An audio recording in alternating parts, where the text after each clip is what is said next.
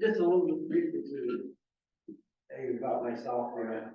I taught ornithology at the University of Oregon for 35 years. Retired a number of years ago, and then Barbara and I decided to open Wild Birds Unlimited. So life took a dramatic change for me in 2019 when I was diagnosed with leukemia. A very rare leukemia, the only one potentially curable, and I beat it. But it cost me my vision, so I apologize. I can't see anybody's face. If you know me and want to come speak, you'll have to tell me who you are, because I can't see any details of anybody's face, I'm afraid. And the other thing, it cost me that balance. So instead of standing here tonight, I'm going to be sitting so that I'm not talking from the floor in 5 minutes. So what we want to talk about is birds around the area and the changes that are going to be occurring in those birds as we move on into fall and then into winter.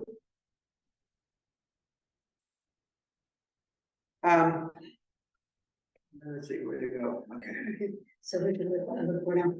Yeah, okay. So this is a black-capped chickadee. So this is a common bird. Everybody probably is somewhat familiar with it. This is going to be one of the really amazing changes that goes on. You're going to start seeing these coming a little more to your feeder frequently. For the spring and through the summer, they've been feeding a lot on insects, so they're not coming to your feeder as much. They need the insects partly for themselves and to feed the young. Young birds need insects full of fat and proteins that's easily digestible. Plant material's not, so they feed insects. Even seed-eating birds do. So one of the things that's going to happen, you'll notice when a chickadee comes to your feeder, it's going to take one seed at a time. It's not going to stay at your feeder, it's going to carry it away someplace. So it's going to go, it may eat it someplace else. It may also start storing it. So what happens now in this time of year in the anatomy of the chickadee is the digestive system changes. I have very diagrammatic here of a chicken, but I have it because a bird's stomach is two parts.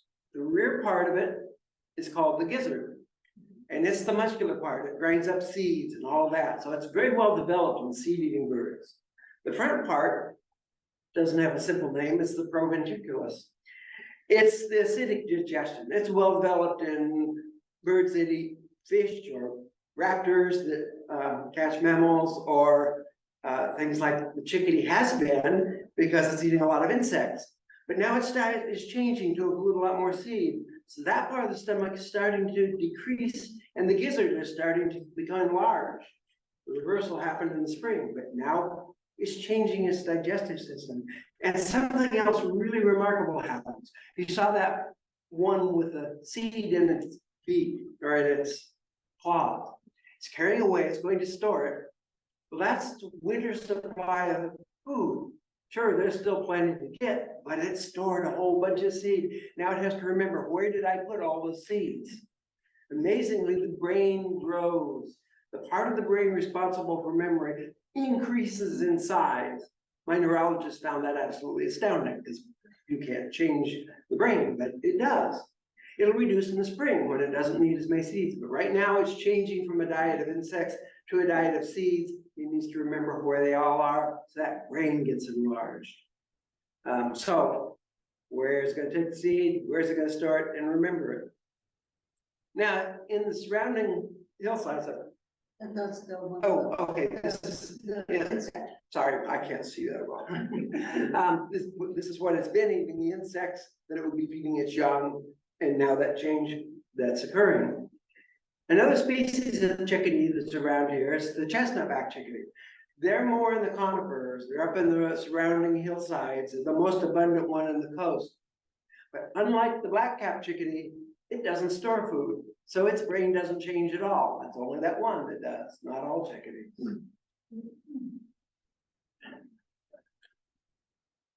Another one that's been common around here is the American goldfinch. And you've probably seen these. They're bright yellow, but suddenly they're not. The American goldfinch is one of the latest nesting birds in all the country. They wait for, there's a big bloom thistles and dandelions and all that stuff. They use that to line their nest.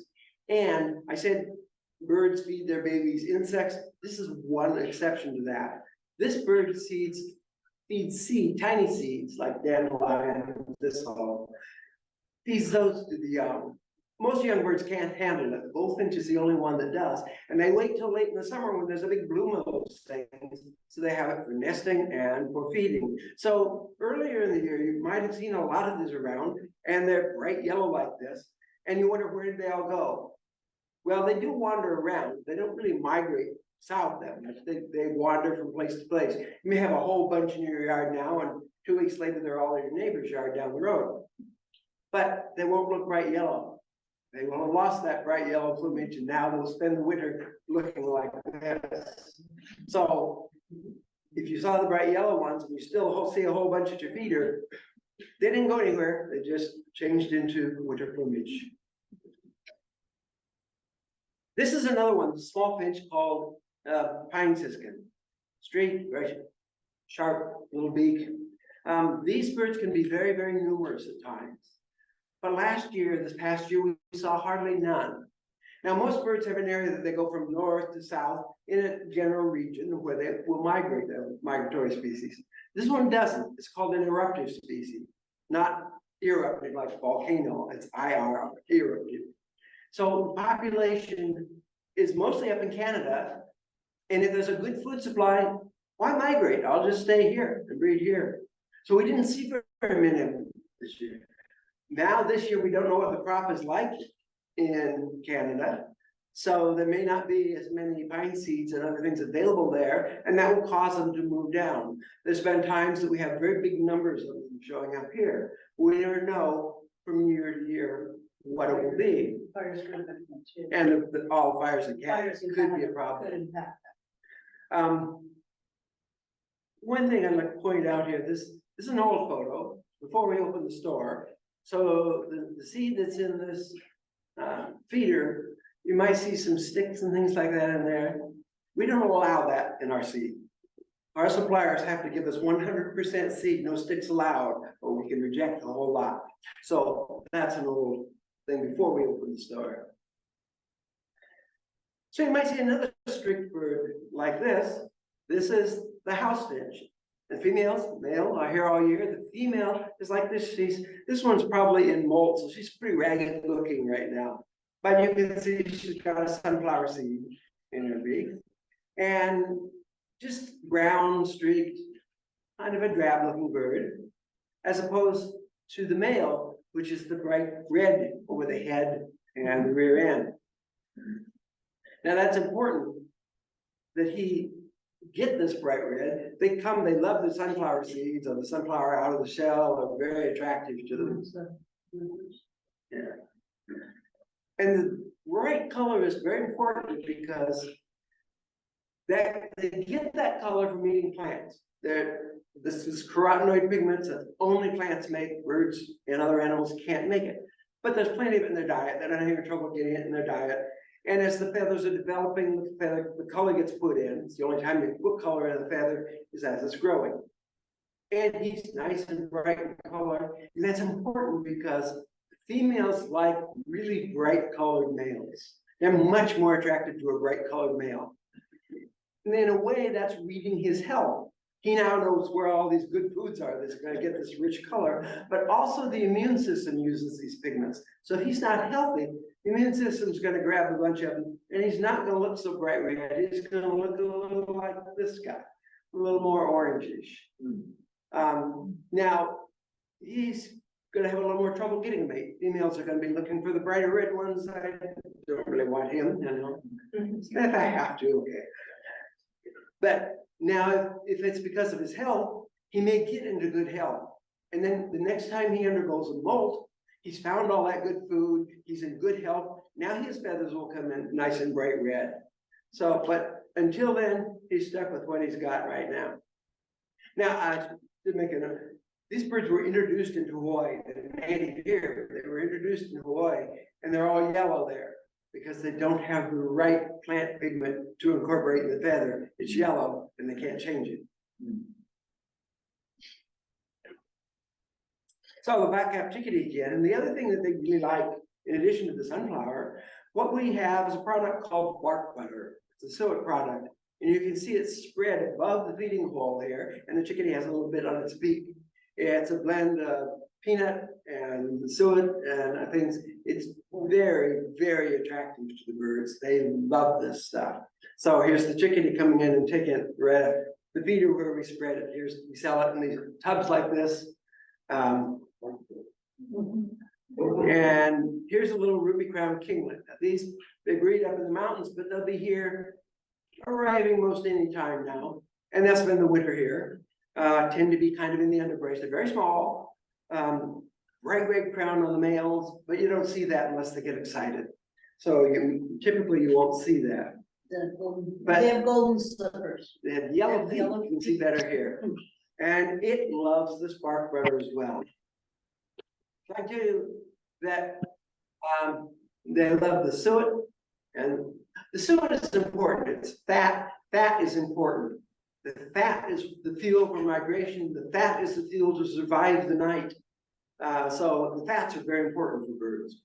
And they love the suet and they love the fat. And that bark butter, when I lived up in the South Hills, we would put it out in the morning, and Townsend's warblers, which right here, these are Townsend's warblers eating it. Now, for a while, raccoons were attacking our feeders at night, so I'd bring them in.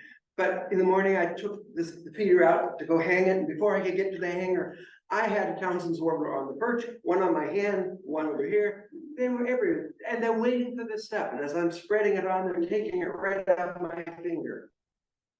They just really love it. And that little golden crown kinglet watched that going on for about 2 weeks.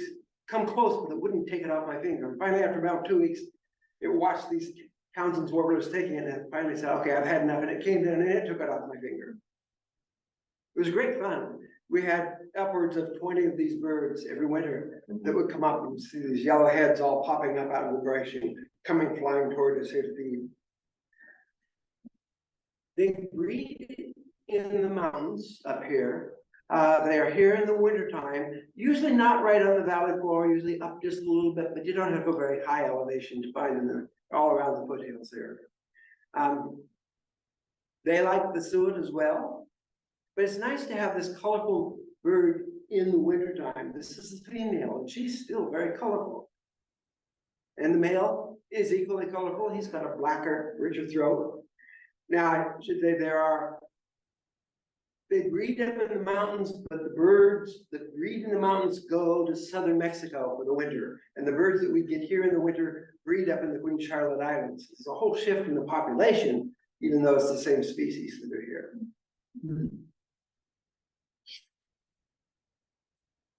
Warblers are insect-eating birds, so most of them are gone, but the Townsend's warbler stays, comes in the winter, and this warbler is here in the winter. This is a yellow warbler, and this is its winter plumage. There's two forms. One form has a white throat, and one form has a yellow throat, but they're the same species. So in the winter, they look like this. And here he is taking some more bark butter that we spread on a seed cylinder. And taking it right off our feeder again. And this is when it starts to get more into the breeding period.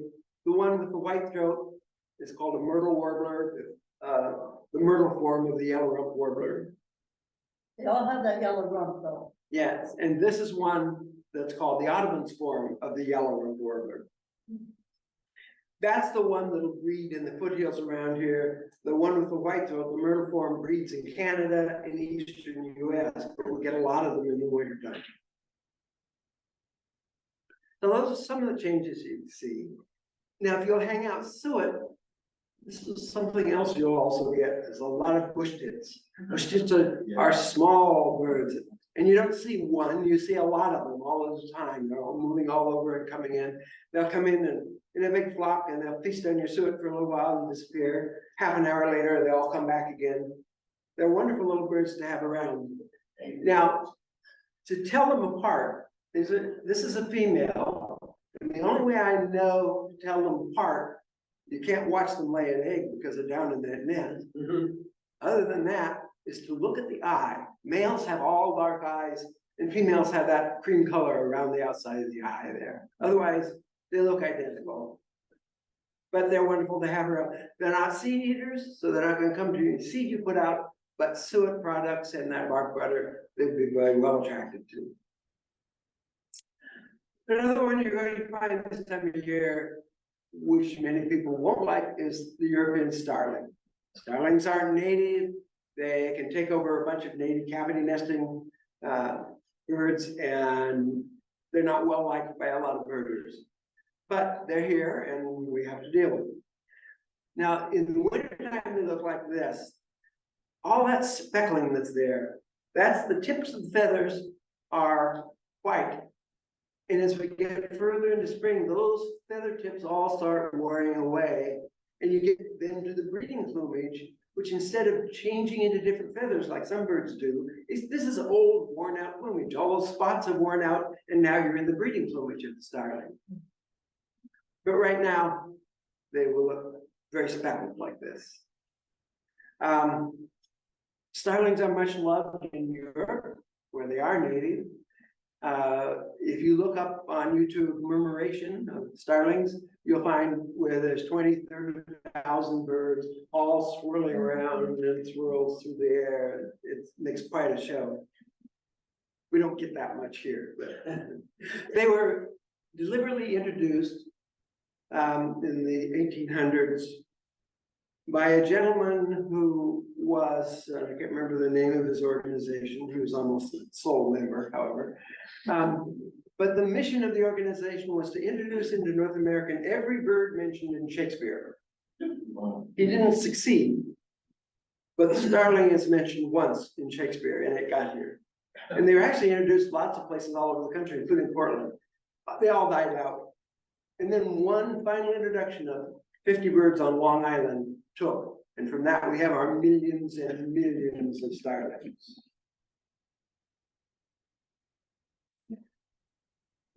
If you put out soot, you might attract some woodpeckers. The smallest woodpecker in the country, sparrow-sized woodpecker, is this little downy woodpecker.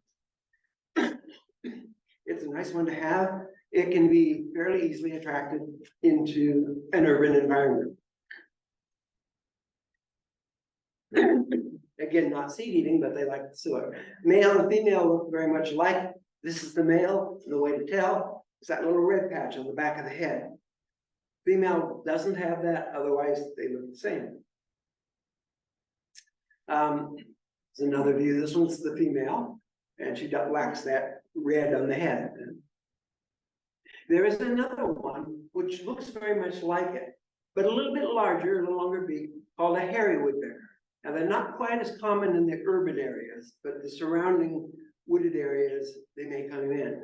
This one's a young bird. It's a juvenile. And I know that because the top of its head is red. That's only in the juveniles. And it can be some females that have it as well. And how do you tell them apart? That's an often asked question because they look very much alike. Well, the hairy woodpecker on the left is bigger, but that's hard to judge. Size is very hard to judge. The best way to do is look at that beak. On the hairy woodpecker, the length of that beak, the tip of its beak to the base, is about the same as the length of the head from the base of the beak to the back of the head. On the downy woodpecker, it's much shorter. And if you see a little woodpecker on a dried, weedy, mullein or something like that, it has to be a downy. The hair is a little too heavy for that. But the best way to tell them apart is the size of that beak. A little short beak on the downy woodpecker, much longer beak on the hairy woodpecker. The other common woodpecker is our second largest woodpecker in the country. This is the northern flicker. You see them more, they are attracted to suets, but you'll see them more on the ground. They eat ants. They eat more ants than almost any other bird in the country. So all the ground dwelling ants, they're there. They have a real long tongue to go down in and grab those ants out of the nest colony. Male and female look mostly alike. The male has this red slash on the side of the head, side of the face. There is a similar one in the east, We can refer to this one as a red shafted flicker because under the wing and under the tail is red. In the east, it's the same bird, same species, but they're yellow. And that's because those birds genetically can't change the yellow plant pigment into a red one. So they stay yellow and ours get red.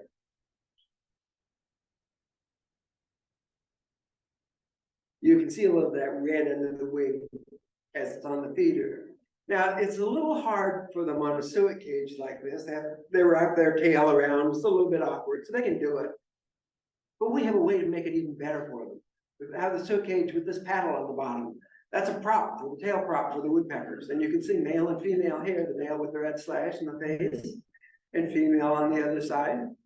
And they're using that tail prop just like they would against a tree. So this is a way to help bring those woodpeckers in and feed on your suet.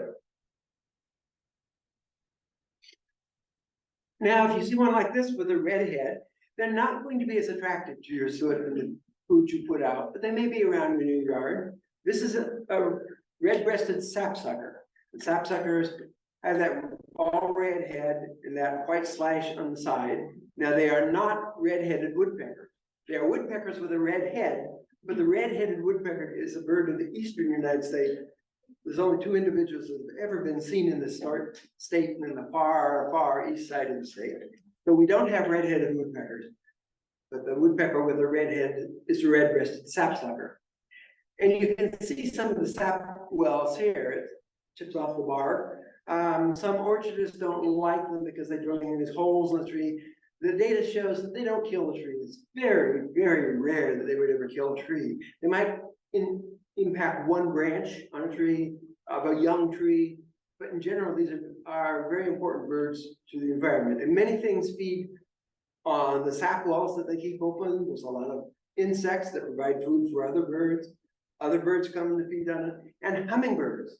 Our rufous hummingbird will prefer to nest wherever these sapsuckers have sap wells flowing. So the damage can look severe, but in reality, it doesn't really damage the tree heavily. The largest woodpecker in the country, and you may have if you're out in heavily wooded areas here, would be the pileated woodpecker. That's like the woody woodpecker, the big red crest. This is a very large crow-sized woodpecker, a very impressive bird to see. But it generally doesn't come into the urban areas. In parts of the east it does, but here it doesn't. It's out more in the wooded areas where the older trees are. So another bird that you'll see in your yard now is called spotted towhee. Towhees are around all year. They're not as obvious earlier. They're in the brush, they're nesting. But now that it's a little more open, and some of the insect population is down, they may be a little more visible. And you'll see them on the ground scratching together with both feet, turn over the leafy litter and find whatever they can find in there, spiders and insects and whatever seeds there are that are laying on the ground. Spotted towhee from the spots on the back of it. Here's another view of the same one. Another one that people begin to see more of now is the dark-eyed junco. Again, they're here all year, but they tend to not come down into yards as frequently as they do now. Now is the time you'll start seeing them. They're much more attracted to your seed now than they were a little earlier. That pinkish beak, and if they fly, you'll see white outer tail feathers, and that dark hood, very distinctive bird. Some people call them snowbirds because it's the wintertime when they are most acquainted with them. They are here all year round. This very attractive bird, cedar waxwing. They're around all year. They eat a lot of insects, but they also will eat some berries and things now as we're getting into the fall. A very handsome bird. They don't have much of a song, very quiet bird. And where we lived up in the South Hills, we had a Portuguese laurel in the back. And the birds just left it alone. Not a bird touched those berries until about the second week of October. And then suddenly we were flooded with cedar waxwings and robins, just literally overnight. What happens? Well, there's a trick here. Those berries, from the plant's point of view, it wants to have a bird eat it so that seeds can get deposited, carry the seeds away and deposit droppings. How does it attract a bird? Well, when those seeds are ready to go, the seed coat of that berry changes. We can't see it, but it reflects ultraviolet light.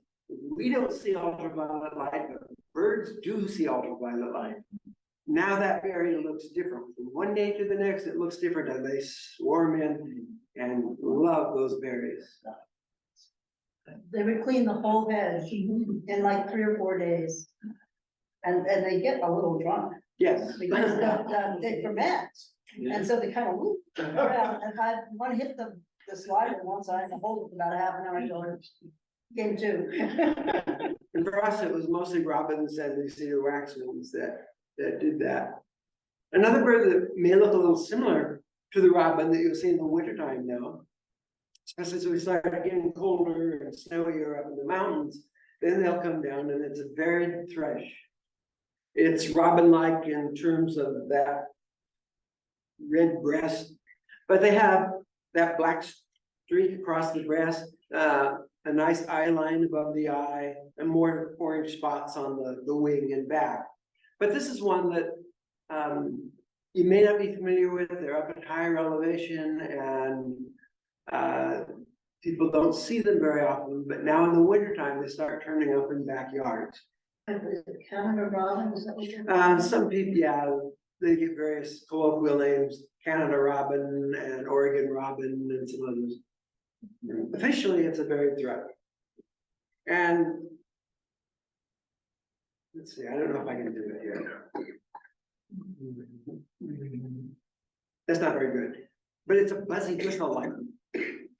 I was told by someone that was with Washington Park Search and Rescue that they had to change the whistle they used to keep in track of each other as they're out on a search, because it sounded just like these birds, and they were following the birds instead of their companions.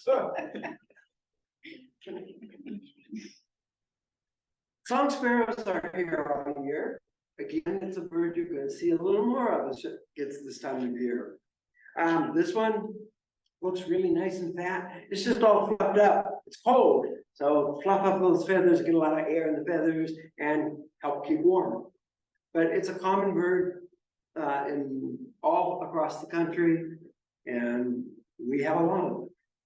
They generally don't come to feeders, but sometimes they learn that feeders have food, and they'll come there. So we eventually had song sparrows that would come to our feeders this way. They're around the feeders, they'll feed down on the ground. If you had a tray feeder out, they would feed on that without any issue. One that looks sort of like it, slightly larger, though that's hard to judge, but darker, much heavier specks, darker over the head, called a fox sparrow. And those are a winter bird here. Now there is a fox sparrow that breeds up in the mountains. Same species, but a different subspecies, and it looks very different. It has a gray head, nothing like this. The one we get here in the wintertime is this all dark one that way that came from further north. And they're relatively common here in the wintertime. So that's one to look for and distinguish from the song sparrow by the fact that it's heavier, darker plumage. And you might get golden crown sparrows, but when you see them now, they're probably gonna look like this. That bright yellow and black. By May, they'll look that way before they disappear and head north. They breed up in the Yukon and up in central Alaska. But they're here down to the hedgerows. Their song is sort of a, oh dear me. And I'm told that in the 1800s, the miners in Alaska hated these birds because anytime they heard that song, they knew there wasn't going to be any gold to get in that area. I don't know why, but that was the mythology. Superstition. Yeah.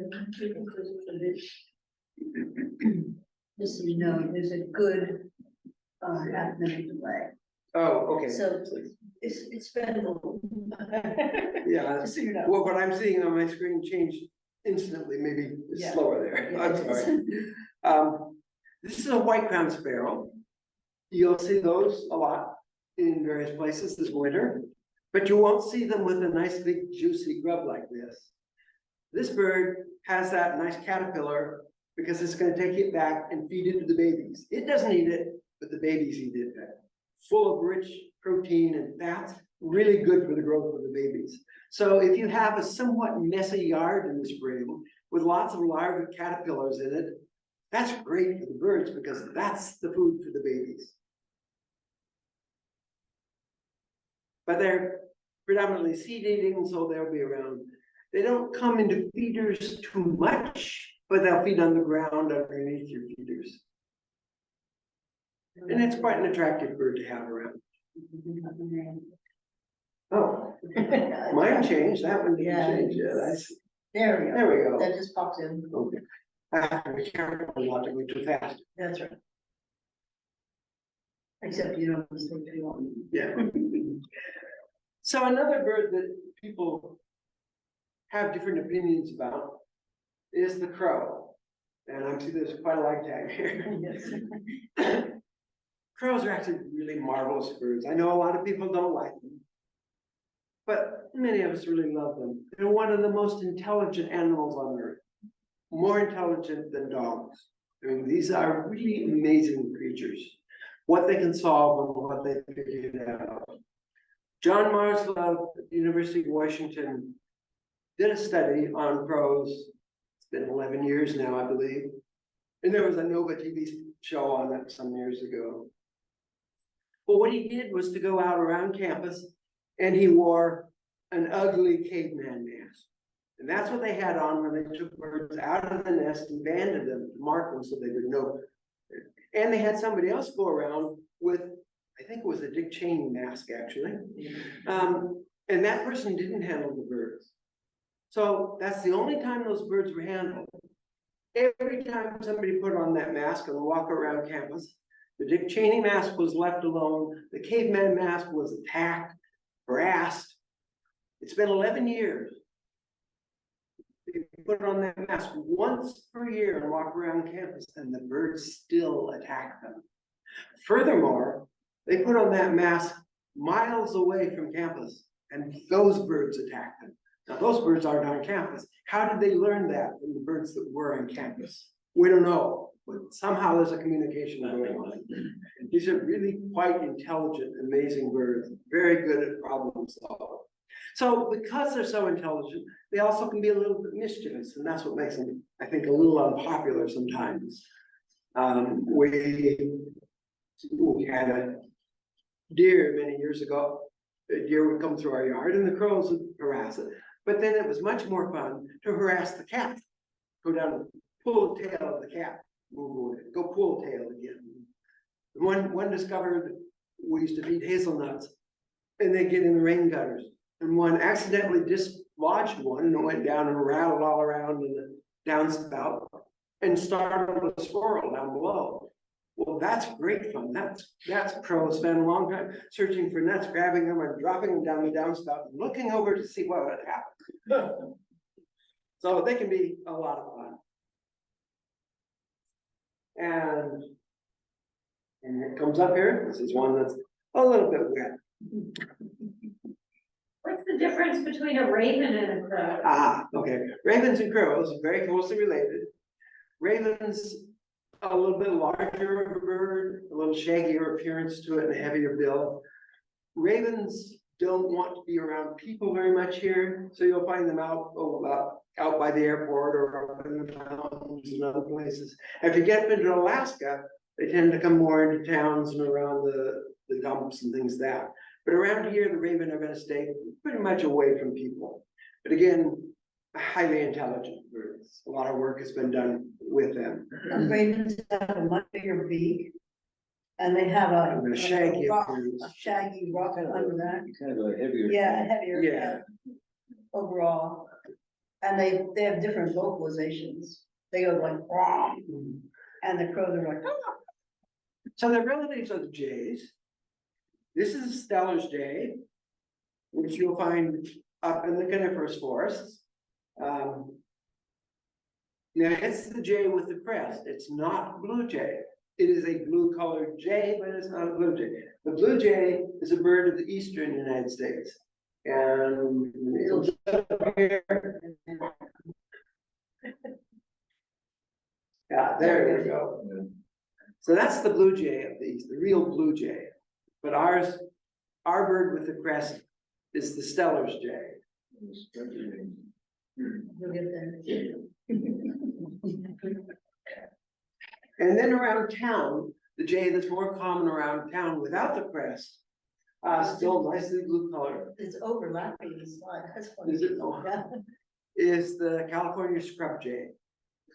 So they can be a little loud, a little vociferous, but again, highly intelligent birds. But those are ones you will find quite commonly around the valley here.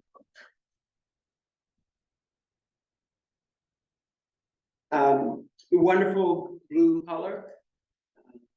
So they're an attractive bird. Some people don't like them. They can be a little noisy, but okay. So I'll just speak here's some curious apple jay.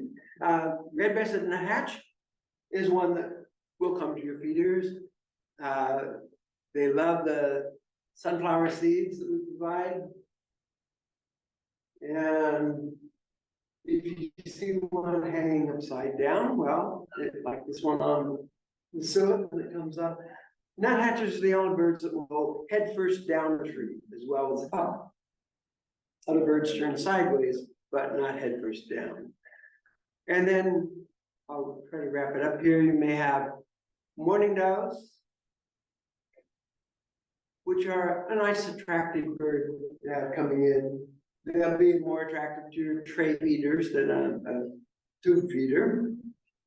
And one to watch for is the mourning dove. Mourning, not time of day, but mournful. I thought that's a mournful call. The one that's similar to it, that's now becoming more common here, is the Eurasian collared dove. And the differences are, when it turns, there we go, you'll see that collar on the back of the neck. It's displacing the mourning dove in some places. It's an invasive species and increasing in numbers in a lot of places. So it's not our native one. The other one that is native is the band-tailed pigeon, which is a native pigeon. Not like the rock doves that are all over every city, all over the world. But these pigeons like this, called band-tailed pigeon, is the largest pigeon in North America, and it's native. And it's really quite a nice one to have. They're attractive when they come to your yard. If you get 40 or 50 of them coming to your feeder, it's a bit of a problem, but otherwise. And so I think with time, this would be a good place in which to call and ask for any questions that anybody might have. I have one question. I had a hummingbird come to my feeder. Happened several times now. I looked it up, and the black-chinned hummingbird, which is not supposed to be here. Yeah. And it's most like an Anna's hummingbird. Anna's hummingbirds are here all year. That black chin, I have a photo here. The black shows whenever they turn sideways. That red is very directional. And they actually use that as a signal. They'll flash females, flash it red. But when it turns the other way, it turns all black. And I did have some hummingbirds here. One thing I should mention with hummingbirds, we have a hummingbird feeder that we have here. Actually, it's over here. Is that okay? I will mention one thing about that though, that when you make hummingbird nectar, it's one part sugar, 4 parts water. Use pure white table sugar. Please do not use anything else. That exactly mimics what's in the flower. That's the sugar that's in the flower. The flower is 99.4% pure sucrose, and that's what your table sugar is. Please do not use organic sugar. Organic sugar has things added back to it, and it's not as highly processed. And that tan color that you see is residues of molasses. Molasses is high in iron. Hummingbirds fed on a diet of raw sugar will die. It's a slow death, but they will invariably die. That high iron destroys the gut and it destroys the liver, and hummingbirds cannot tolerate it. I know we think organic is good. It's terrible for a hummingbird. Please, you stick with a pure white sugar, highly refined. That's exactly what's in the flower. That's their food. And a 1-to-4 ratio is a really good ratio to use. Some people will say go higher because they need more sugar in the wintertime. Don't do that. They don't need the more sugar. They have plenty of food out there to survive our cold winters just fine. And they're eating a lot of insects even in the cold winter because they can't survive on just sugar. But the 1-to-4 is the best for them. If you increase the concentration of it, yes, they come to the feeder more often, but that's because now they're thirsty. You've made them thirstier by increasing the sugar concentration. So keep it at 1-to-4 always throughout the year. And it works well, yes. And our feeder. The feeder is just the top part. Yeah. This is a little heater that you can put under it. We're the only place in the country that have hummingbirds all winter long. And a hummingbird never migrates, it's here all year. So when your feeders freeze up, this is the way to help keep them from freezing up. One other thing I'll mention with our feeders here, you'll notice that the little flower or feeding ports are molded on. They're not inserts, so there's nothing you can get behind to get moldy back behind. And they're red. A lot of them are yellow. Insects don't see red very well, but they see yellow beautifully. So if you want to attract yellow jackets to your hummingbird feeder, use yellow. If you don't want yellow jackets, stay with the red. We have one question from the at-home chat from Dawn. She said, why do some yards have lots of hummingbirds sharing the feeders, but in some, like mine, one hummingbird will monopolize 3 feeders and keep all the others away? Our 2 hummingbirds, the Anna's hummingbird is here all year. The Rufus hummingbird arrives in February and is here. Most of them have left by now. And they're both 2 of the most aggressive hummingbirds in the country. They don't tolerate anybody else around. Even females are very aggressive. But now this time of year, they might share a little bit because the juveniles haven't learned that they're supposed to be aggressive and drive everybody else off. So juveniles tend to share a little more than adults will. But adults will spend more of the time chasing the others away. It seems like it's a waste of energy. We had friends who had around their deck hummingbird feeders all around. Now, hummingbirds at this feeder over here couldn't possibly see the hummingbirds there unless they went up high and looked down, which they did, and chased them away over there. So If they're seeing photos of lots of hummingbirds sharing it, and they're not actually experiencing that, it could be photos of hummingbirds in like Colorado, because the hummingbirds there do share, and a lot of those photos you'll see are from other places. and there's a photo of our feeder with lots of hummingbirds around. That was taken on the East Coast with ruby-throated hummingbirds. Ours are just 2 Ours are the territorial ones. But if they are shared, there's 2 reasons. One is it's the juveniles mostly, and other times there are times in really severe weather when it just isn't worth the energy to drive somebody else off. But generally, they just don't want to be any others around. And is the sweeping arc of the hummingbird that does that, they're all like sweeps up that maiden kind of thing, and it does a creak at the end? That's the male, and he's going up. He's found a female. He's trying to attract attention to it, and he's diving down, and he does that little thing at the end. We get those in our yard. Yeah, and that's a little vocalization at the end, and it's all about attracting that female. Now with hummingbirds, the males attract a female, they mate, and then they go off and find another female. They have nothing to do with nesting or raising the young whatsoever. It's just mate, find another one to mate with. Female does all the work.